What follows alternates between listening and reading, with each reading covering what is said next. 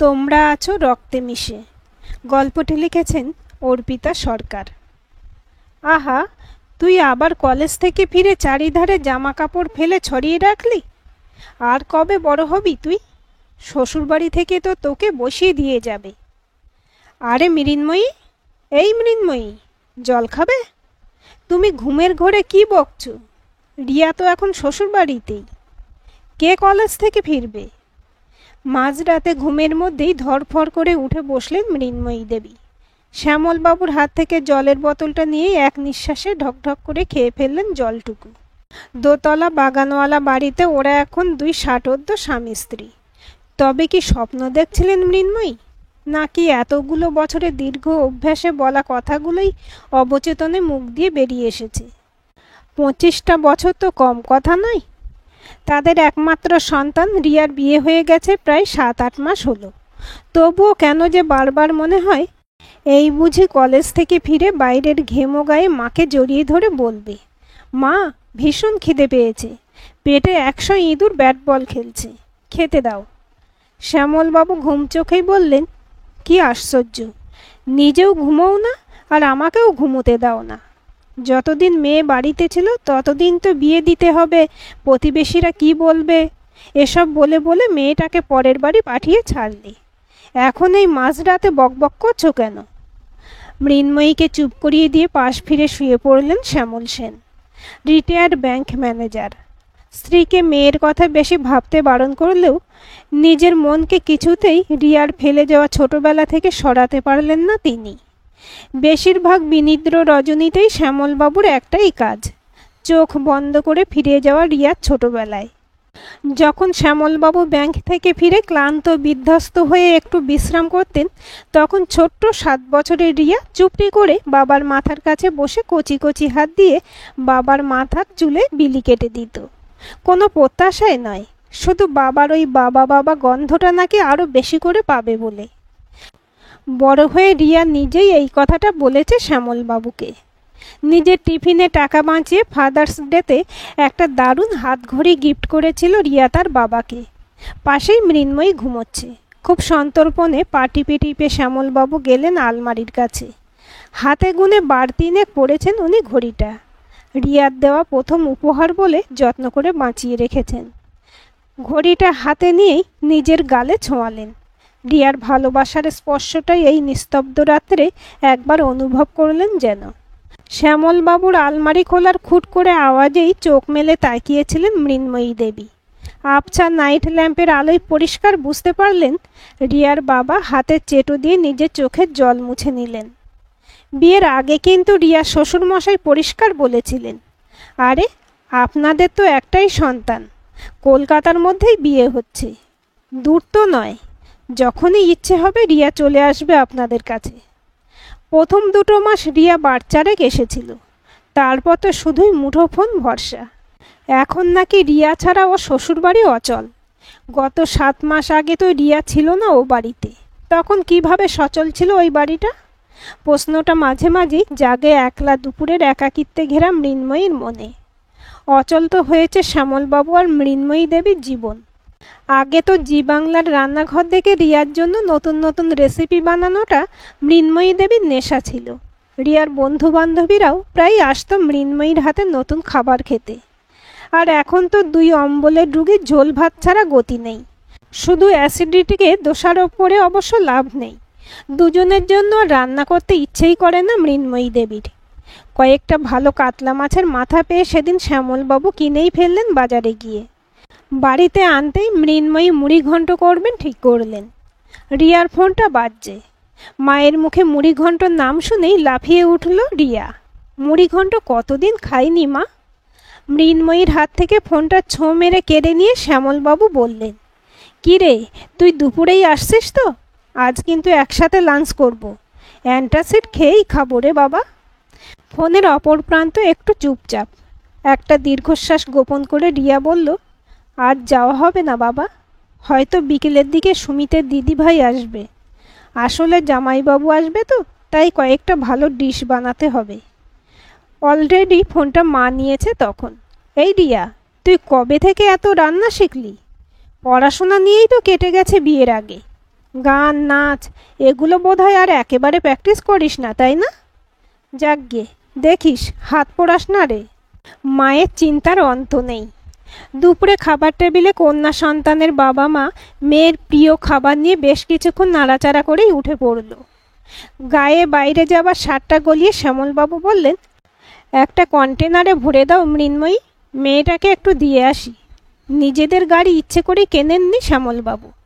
বাইরে বেরোলে তবুও তো দুটো মানুষের মুখ দেখা যাবে। ট্যাক্সিটা যখন রিয়া শ্বশুরবাড়ির সামনে থামল, তখন রিয়া দূর থেকে বাবাকে দেখে ছুটতে বেরিয়ে এসেছে।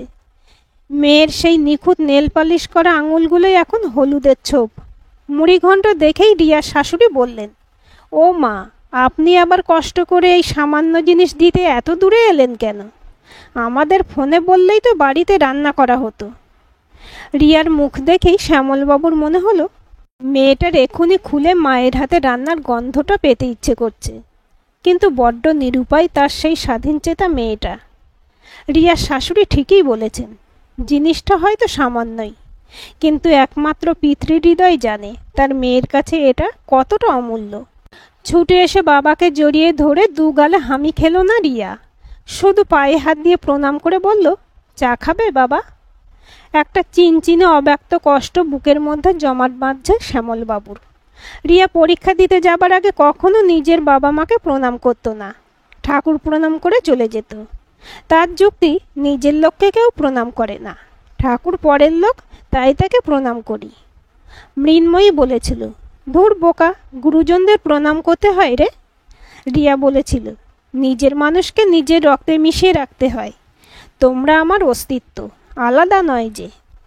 অন্যমনস্ক শ্যামলবাবু বললেন, হ্যাঁ রে রিয়া, আমরা বুঝি আর তোর রক্তে মিশে নেই? কেমন একটা অদ্ভুত গলায় রিয়া বলল, তা কেন, তোমরা আমার আপনই আছো। বড্ড সাজানো, বড্ড ফরমাল লেগেছিল রিয়ার কথাগুলো। নিজের ঔরসজাত সন্তানের মধ্যে 7 মাসেই এত পরিবর্তন। বড় হয়ে গেছে রিয়া, সংযত হয়ে গেছে রিয়া, কষ্টগুলো চেপে হাসতে শিখে গেছে রিয়া, কারণ রিয়া ছোটবেলাটা ফেলে এসেছে তার জন্মভিটেতে। নিজের পরিচিত মাটি ছেড়ে শিকড় সমেত গাছটাকে এনে লাগানো হয়েছে একটা সম্পূর্ণ অপরিচিত মাটিতে। সেখানে জল হাওয়ায় নিজেকে মানিয়ে নিতে নিতে কবে যে গাছটার ফুলের রঙগুলো ফিকে হয়ে গেছে, সেটা বোধহয় গাছটাও জানে না। সুমিতকে বা ওর বাড়ির কাউকে ফোন করলেই তারা অমায়িক গলায় বলেন, ও মা, আপনাদের মেয়ে আপনাদের বাড়ি যাবে, এতে আমাদের কেন আপত্তি থাকবে? অথচ রিয়া বলে, না মা, ঘন ঘন বাপের বাড়ি গেলে শ্বশুর মশাই শাশুড়ি মা বলেন, তোমার বাবার তোমাকে বিয়ে দেওয়াই উচিত হয়নি। সত্যি, সোজা সাপটা শ্যামলবাবুর কাছে এটাও একটা বিস্ময়। অদ্ভুত সব নিয়ম। নিজের মেয়েকে নিজের কাছে 3 দিন রাখার জন্য তার স্বামী শ্বশুর শাশুড়ির কাছ থেকে পারমিশন নিতে হবে। যখন ডায়রিয়ায় 1 বছর বয়সে রিয়ার জীবন সংকট চলছিল, তখন তো রাত জেগেছিল মৃন্ময়ী আর শ্যামল। তাহলে সেই সন্তানের উপরে কেন তাদের কোনো অধিকার নেই? রিয়া মাঝে মাঝেই বলে, মা, আজকাল খুব ক্লান্ত লাগে গো, অফিস থেকে ফিরে আবার রান্না করতে হয়, রাঁধুনির রান্না আমার শ্বশুরমশাই খেতে চান না। মাঝে মাঝে রিয়ার ক্লান্ত গলাটা শুনে মনে হয়, ভালো শ্বশুরবাড়ি কথাটাই শেষ কথা নয়। শিকড় ছেঁড়া গাছগুলোতে কচি পাতা হয়তো জন্মায়, তবে গাছটার সমস্ত ক্ষমতা আস্তে আস্তে বিলীন হয়। শ্যামলবাবু রিয়ার বাড়ি থেকে ফিরেই নিজের স্ত্রীর মুখোমুখি বসলেন। আচ্ছা মৃন্ময়ী, নিজের বাড়ি ছেড়ে এখানে আসতে তোমার কতটা কষ্ট হয়েছিল? মৃন্ময়ীর চোখে অতীতের ধূসরতা ভিড় করল যেন। মৃন্ময়ী বললেন, বড্ড কষ্ট হয়েছিল আমার খরগোশের খাঁচাটা ছেড়ে আসতে। মায়ের কোলে উষ্ণ আদর, বাবার কাছে আবদার, সব ছেড়ে যখন এসেছিলাম, তখন তো নিজেকে মনে হয়েছিল একটা জেলখানার বন্দি। একটু করুণ হেসে মৃন্ময়ী বললেন, তবে ধীরে ধীরে মেনে নিয়েছিলাম। উদাস চোখে তাকিয়ে আছে রিয়ার বাবা। রিয়ার দুদিকে রিবন বাঁধা ক্লাস 8-এর স্কুল ড্রেস পরা ছবির দিকে। সেই অভিমানে ঠোঁট ফোলানো মেয়েটা, সেই ছিঁচকা দুনে আদুরে মেয়েটা বড্ড পাল্টে গেছে। পাল্টে গেছে নাকি পাল্টাতে বাধ্য হয়েছে? অফিস থেকে এসেও তো বাড়ি ঢুকেই বলতো, বাবা, কড়া করে কফি খাই চলো। এখন সেসব অভ্যাস হয়তো আর নেই। আজ মৃন্ময়ী আর শ্যামলবাবু 30তম অ্যানিভার্সারি। না, কোনো অনুষ্ঠান নেই। মৃন্ময়ী কোনোদিনই নিজের বিয়ের দিন নিয়ে কারোর কাছে কিছু বলতে চায় না। ও বলে, ধুর, লজ্জা করে। একমাত্র রিয়া মোবাইলে রিমেম্বার অ্যালার্ম দিয়ে রাখত। রিয়াই সেদিন মায়ের জন্য নতুন শাড়ি আর বাবার জন্য পাঞ্জাবি নিয়ে হাজির করত। মা বাবাকে সাজিয়ে বাইরে খেতে নিয়ে যেত। মৃন্ময়ী ওই দিন অনুষ্ঠান না যাক, শ্যামলবাবুর কিন্তু ওই নতুন পাঞ্জাবি পরে বুড়ো বয়সে বর সাজতে মন্দ লাগতো না। সকাল থেকেই হাপিত্যেশ করে বসে আছেন শ্যামলবাবু। মেয়ে নিশ্চয়ই এবারেও ভুলবে না আজকের দিনটা। ঠিক তাই। রিয়ার ফোন। বাবা, হ্যাপি অ্যানিভার্সারি। মা কোথায়? তোমার দীর্ঘায়ু কামনায় পুজোয় বসেছে নিশ্চয়ই। সত্যি, মৃন্ময়ী এই দিনে একটু বেশিক্ষণ ঠাকুর ঘরে থাকে। শ্যামলবাবু আগ্রহ করে বললেন, হ্যাঁ রে, তুই আর সুমিত নিশ্চয়ই আজ আসবি। আজ তো সানডে, তোদের ছুটি। এই রিয়া, বল কুইক, সুমিতের জন্য কি বাজার থেকে ইলিশ আনবো? ফোনের ভিতরে গুমড়ে কেঁদে উঠল রিয়া। বাবা, এই প্রথম তোমাদের অ্যানিভার্সারির দিন আমি থাকতে পারবো না। আজ সুমিতের মাসতুতো বোনের বিয়ে আছে, সকাল থেকেই ওখানে যেতে হবে। সুমিতকে বলেছিলাম, ও বলল বাবা মা তো আর পালিয়ে যাচ্ছে না, অন্য কোনো দিন গেলেই চলবে। লাইনটা কেটে দিয়েছে বাবা। অভিমানী বাবার কাছে আজও নীরবে লুকিয়ে রাখল রিয়া যে এ বাড়ির সকলে হেসে বলেছে, 63 বছরের মানুষদের আবার অ্যানিভার্সারি।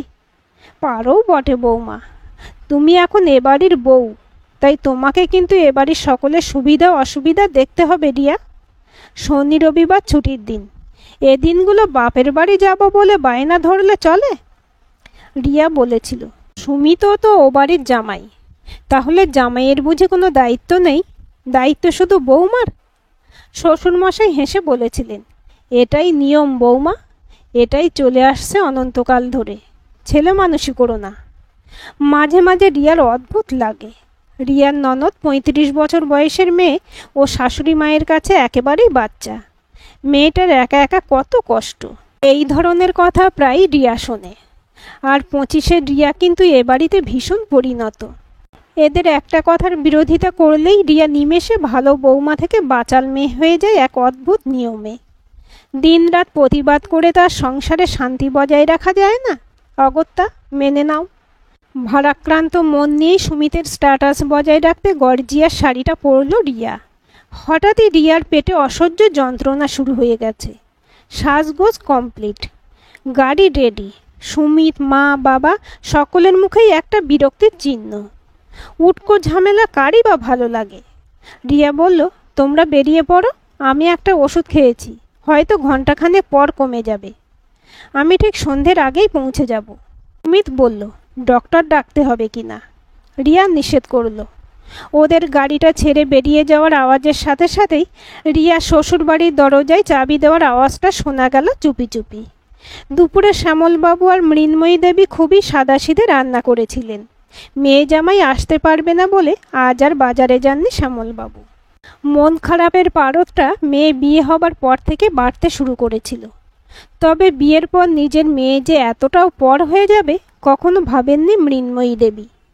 আজকাল চাকরি করা স্বাবলম্বী মেয়েরা নাকি স্বাধীন, এসব শুনে শুনে ভেবেছিলেন মেয়েও হয়তো মাঝে মাঝে আসতে পারবে ওদের কাছে। সয়াবিন আলু তরকারিটা রান্না করতে করতেও রিয়ার কথাই ভাবছিলেন।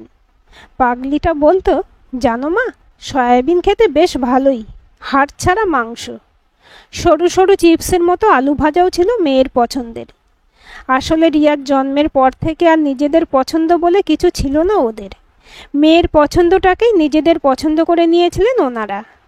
রিয়ার পছন্দে বাড়ির রং হয়েছিল, ওর পছন্দের রঙের ফ্রিজ, ওর পছন্দের খাবার রান্না হতো এ বাড়িতে। একমাত্র সন্তান বলেই বড্ড আদরের। সকালে রিয়ার বাবা কাঁদো কাঁদো গলায় বলল, আজও মেয়ে আসতে পারবে না বলে দিয়েছে। কলিং বেলের আওয়াজটা তো রিয়ার মতোই। হ্যাঁ, একবারে একটু বেশিক্ষণ ধরে বাজিয়েই পরেরটা ছোট্ট। এটা রিয়া ছাড়া অন্য কেউ হতেই পারে না। শ্যামলবাবু বাথরুম থেকেই চেঁচালেন, তুমি কি কালা হয়ে গেলে? রিয়া এসেছে, দরজা খোলো। দামি শাড়ি পরে হাতে বিরাট একটা প্যাকেট নিয়ে হাসি মুখে দাঁড়িয়ে আছে রিয়া। মৃন্ময়ী দেবীকে জড়িয়ে ধরে গালে হামি দিয়েই বলল, হ্যাপি অ্যানিভার্সারি। এ মা, মা তুমি একটুও সাজনি? দেখো, আমি তোমাদের বিয়েতে এসেছি বলে কত সেজেছি। দু চোখ জ্বালা করছে মৃন্ময়ীর। সেই নার্সিংহোমের প্রসব যন্ত্রণার কষ্ট কষ্ট সুখটা মনে পড়ে গেল আবার মেয়েকে স্পর্শ করে। তাড়াহুড়োয় বাবা আবার পায়জামার দড়িটা ভেতরে ঢুকিয়ে ফেলে বোকা বোকা হাসতে হাসতে বাথরুম থেকে স্নান সেরে বেরিয়েই বলল, এই রিয়া, দড়িটা আবার ঢুকে গেছে। বাবা মাকে নতুন পোশাক পরিয়ে বিশাল একটা কেক টেবিলে রাখলো রিয়া। অষ্টাদশীর মতোই লজ্জা পাচ্ছে মা। দুজনের হাত ধরে কেকটা কাটিয়ে দুজনের মুখে তৃপ্তির হাসিটাই ওর আজকের ও বাড়িতে মিথ্যে বলার পুরস্কার। পেটে ব্যথার নাটকটা ওকে আজ করতেই হতো, কারণ সুমিত কোনোদিনই অনুভব করতে পারতো না আজকের দিনটা রিয়ার কাছে ঠিক কতটা। ঝুরি আলু ভাজা সয়াবিনের তরকারি দিয়ে ভাত মেখে সেই স্কুলে যাবার মতো ডাব ডাব করে খাইয়ে দিচ্ছে মা। রিয়া স্কুলে যাবার সময় মাকে বলতো, তুমি না খাইয়ে দিলে পেটটা অর্ধেক ভরে, পুরোটা ভরে না। বাবার একটু আফসোস, ইলিশ মাছটা আনা হলো না। দুপুরে একটা বিয়ের নিমন্ত্রণ খেয়ে রিয়া যখন মাসতুতো ননদের বিয়েতে পৌঁছলো তখন সন্ধে 6টা। সুমিত রিয়ার কানে কানে বলল, সকালের পেটের যন্ত্রণাটা কি মায়ের হাতে রান্না খেয়ে কমলো? অভিনয়টা তুমি মোটেই করতে পারো না রিয়া, আমি কিন্তু বুঝে গিয়েছিলাম। রিয়ার মুখে অনাবিল হাসি। রিয়া বলল, আজ বাড়ি গিয়ে একটু বেশি আদর পাবে আমাকে বোঝার জন্য। আজকের গল্পটি কেমন লাগলো কমেন্ট করে জানাবেন। ভালো লাগলে লাইক, হাইপ, শেয়ার করবেন। আর চ্যানেলটি সাবস্ক্রাইব করে বেল আইকনটি ক্লিক করে রাখতে ভুলবেন না।